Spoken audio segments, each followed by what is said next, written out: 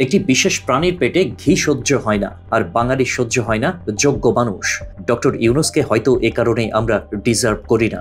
একদিকে স্বপ্ন দেখি ডক্টর ইউনূস সংস্কার করবেন, বৈষম্য দূর করবেন, অন্যদিকে সেই আমরাই যার যার ব্যক্তিগত দাবি নিয়ে তাকে হয়রানি করেছি গত 10 মাস। এ সময় শুধু ঢাকায় রাস্তা আটকে 500 আন্দোলন হয়েছে। ডক্টর ইউনূস আন্দোলন সামাল দেবেন নাকি দেশ গঠন করবেন, এই প্রশ্ন কেউ না করে শুধু তার উপর একতরফা চাপই দিয়ে গেছি আমরা। 2007 সালে একবার প্রফেসর ইউনূসকে তত্ত্বাবধায়ক সরকারের দায়িত্ব নিতে অনুরোধ করা হয়েছিল। তিনি সাফ প্রত্যাখ্যান করেন সেই প্রস্তাব। এবারেও তাকে সহজে রাজি করানো যায়নি। কেবল ছাত্রদের বিশেষ অনুরোধে দেশের স্বার্থে জাতীয় ঐক্যের প্রতীক হয়ে এসেছিলেন তিনি। কিন্তু সেই ঐক্য বিনষ্ট করলাম আমরা সবাই মিলে। কিন্তু দায় যেন সব এখন পর্যন্ত ডক্টর ইউনূসের। ইউনূস সরকারই গত 1 দশকে এই প্রথম রমজানে মানুষকে স্বস্তি দিয়েছিল।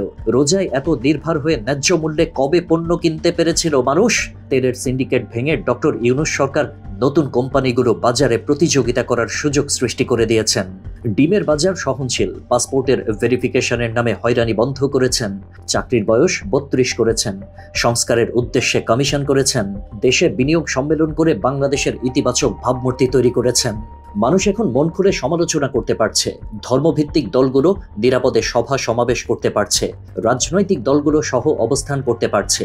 অন্যদিকে ভারতকে চাটার বদলে চোখে চোখ রেখে কূটনৈতিক জবাব দিয়েছেন এই ইউনূসই। কিন্তু বাঙালিকে কলিজা কেটে খাওয়ালেও লবণ কম হয়ে যায়। এই সুযোগ পেয়ে সবাই সবার দাবি নিয়ে হাজির। স্কুল, কলেজ, বিশ্ববিদ্যালয়ের শিক্ষার্থী থেকে সরকারি আমরা, রাজনৈতিক দল, সবার নিজস্ব দাবি দেওয়া। অথচ এই সরকারকে সবার জন্য একটা বৈষম্যহীন ব্যবস্থা সৃষ্টির জন্য, মৌলিক সংস্কারের জন্য সময় আমরা কেউ দিতে চাচ্ছি না।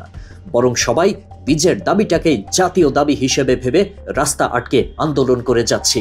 হয়তো আমাদের এই চারিত্রিক লোভের কথা জানতেন বলেই ডক্টর ইউনূস দায়িত্ব নিতে চাননি।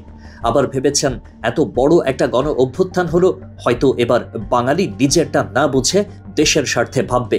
কিন্তু আমরাই ডক্টর ইউনূসকে ভুল প্রমাণ করলাম।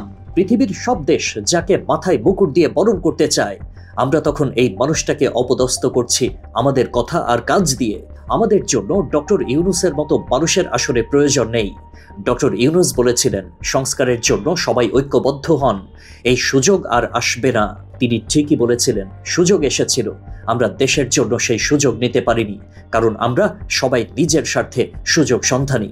আমরা এখনো ডক্টর ইউনূসের নেতৃত্ব পাওয়ার যোগ্য হয়ে উঠি নাই। 84 বছর বয়সী মানুষটাকে এভাবে ডেকে এনে অসহযোগিতা করে তাকে অপমান না করলেও পারতাম আমরা।